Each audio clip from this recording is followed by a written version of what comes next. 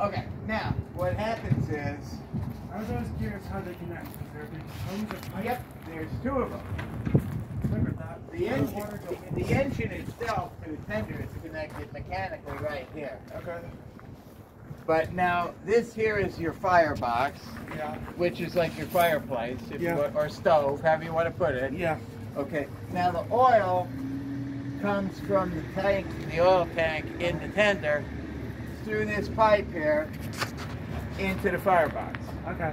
And there's one on the other side also, so you got supply from both sides. Okay. So it's like putting wood in your fireplace at home. Okay. You're putting fuel in the stove. Okay. Okay, so what happens then is you have the fuel source in there Yeah. and you light the fire. Yeah.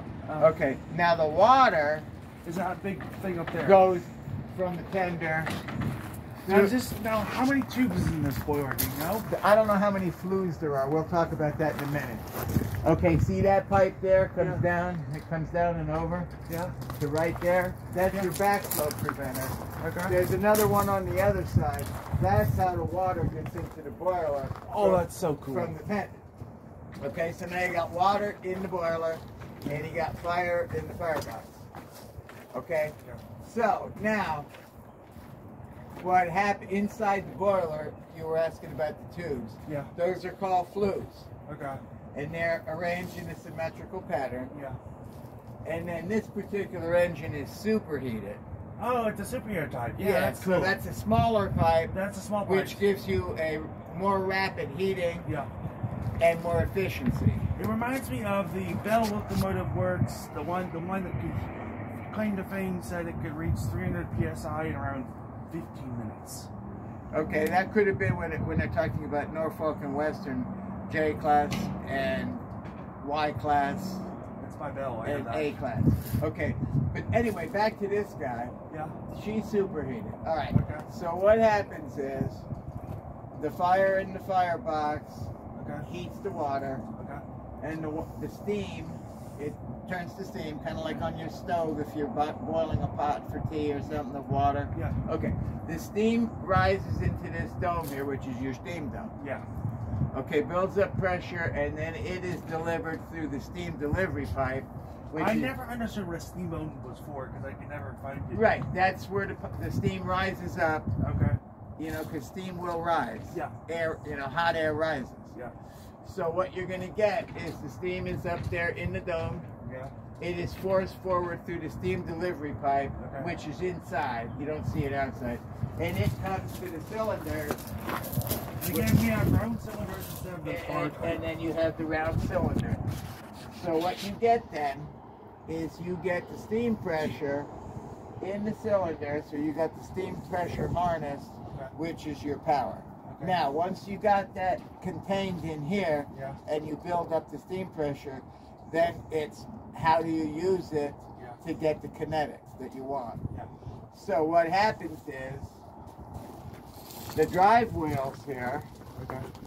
are connected by the side rod. The main rod is this, Okay. which hooks the four wheels together. Okay. So they're all in sync. Okay. And the side rod is the rod which is connected to the piston, which is into the cylinder. Yeah. So what happens is when the engineer releases the steam, Yeah. that moves this rod. I suppose that's a 2-chamber instead of a 4-chamber? That's the tube. Okay. So what happens here is this is your crankcam, Okay.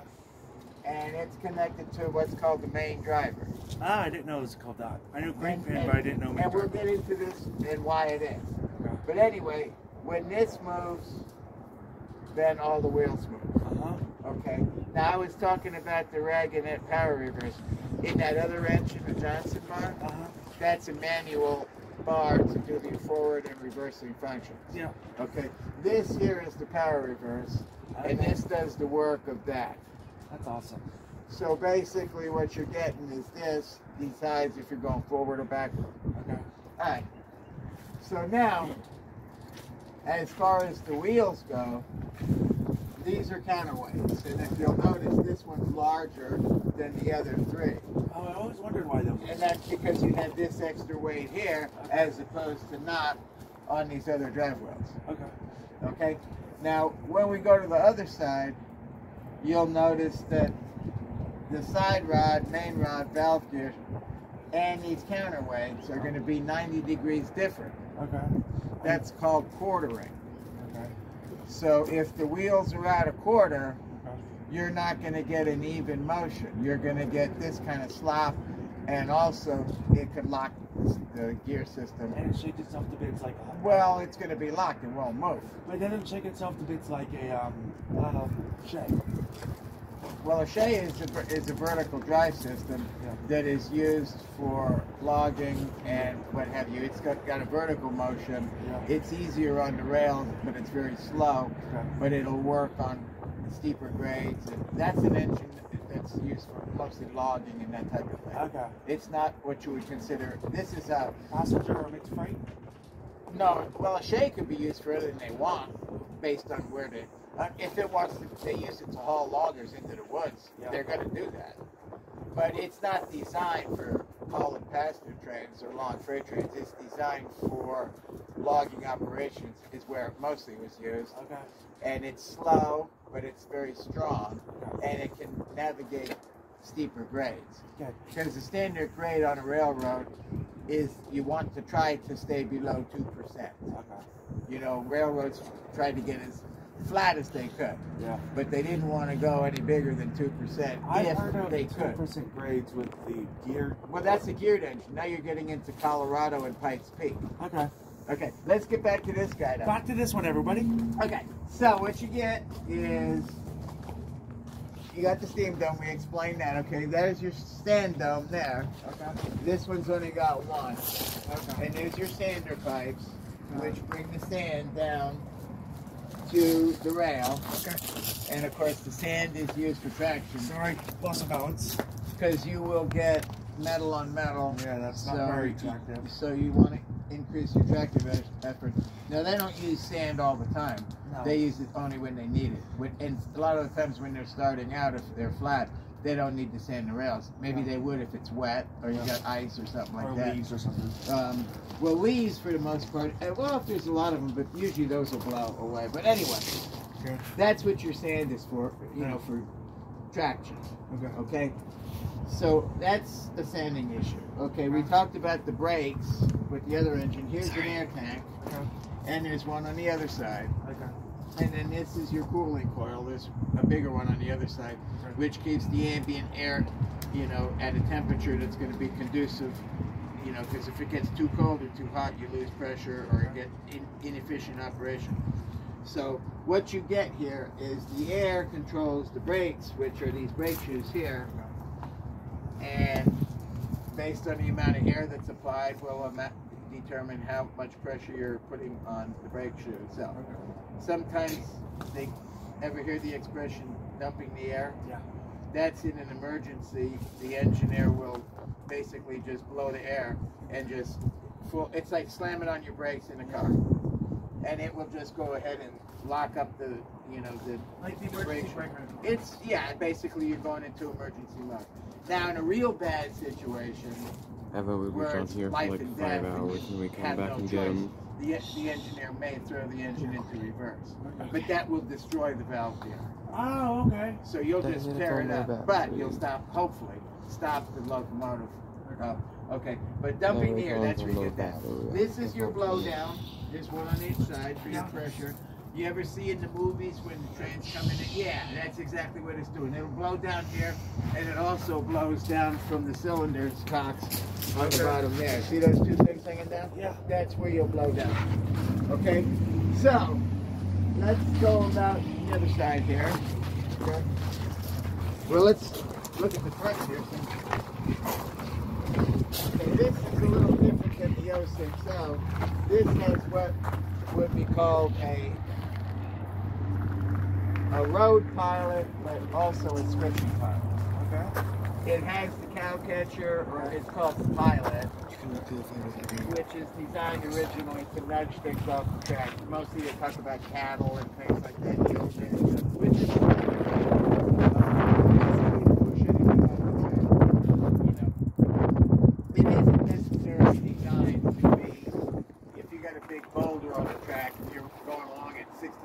an hour and it hits the boulder. This is No, that would just crunch it. But this is designed for nudging things. It also looks cool. Okay, but yet again, here's your footboard pilot. Okay. So a lot of these engines were used for switching. Okay. Usually a switcher would be an 080. This is a 280. Okay. Too small. We'll talk about it on this side where you can see it. But sometimes, you know, a person could be up here talking to the crew. Definitely not OSHA standards, occupational safety, health today. Yeah. But in the old days, people did stuff they don't do today. Yeah. Or they shouldn't. But anyway, so this is your pilot. Here's the lift bar we talked about with the other. It pulls the pin, which opens the coupler, which disengages from whatever you are hooked to. Okay. Another engine, a car, caboose, whatever. Okay. Here's your air brake hose, which goes to the car, whatever you've got in front of you. Okay. We talked about the air brakes earlier. Okay. This does not have MU hoses because that's a diesel thing. Yeah. But MU means multiple unit. That's where they could take diesels and hook them together. Yeah. And one crew can run both engines or 3 or 4. A steam engine, you need a crew in every engine. Yeah. Because you got to watch the fire, you got to watch the water level, the pressure, etc. Because if the water gets below the crown sheet, boom, boom. Yeah, you got it. Okay, here's your polling points again. Yeah. For nudging stuff, okay? Up front here now, there's your electric light and your marker lights or classification lights. Those will basically tell you at night, well, they're on in the day too, but at night you'll see. And that'll tell you, you know, whether the engine is going away or forward. Sometimes, you know, but anyway, let's go here. Okay, let's go here. It's on the engine, everybody. Okay. Since we're talking about the lights, Okay. that's just your marker light. That's your number board, which at night it'll tell you what number the engine is. Okay. Okay. There's your sand dome, your steam dome. There's the bell. Okay. Behind it is the generator, Okay. which provides the electricity for the lights and for these compressors. Okay. Now here's the air compressor. And these compressors provide the air to fill the air tanks. Okay. And these are your cooling coils, they call them. Here and back here. And that keeps the air at the temperature you want. Now notice how this is 90 degrees different than the other side? Where on that side these things were like here? Yeah. So they're at 90 degrees, so it's quartered. Okay. Okay, that's a very important thing with the steam locomotive is to have the wheels quartered. So you can start back up again, I presume? Yeah, you don't lock it up. Yeah. But it's also a balancing function because everything has to be in balance. Okay. You know, it's a very efficient machine when stuff's right. Yeah. But if And you don't it have requires- it right, it's just nope. Well, then it doesn't work. Yeah, exactly. Just nope, it doesn't work. So that, in essence, is the basics on the steam engine. Now, I'll show you one thing here. If you look at these drivers, you'll see this here. That's called a flange. Okay. That's what keeps the wheels on the track. Okay. Okay, if you notice this guy in the middle here doesn't have a flange. Yeah.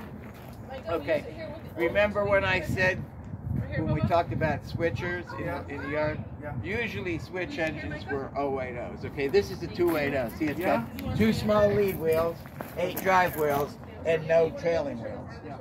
So it's called a 280 consolidation is the name of the engine. Okay. Okay, now, sometimes they would use 280s. Oh, switchers usually were like 040, 060, 080 Yeah.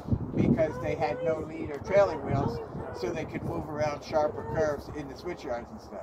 But sometimes they would use 280s, you know, or 260s, whatever, also for switching.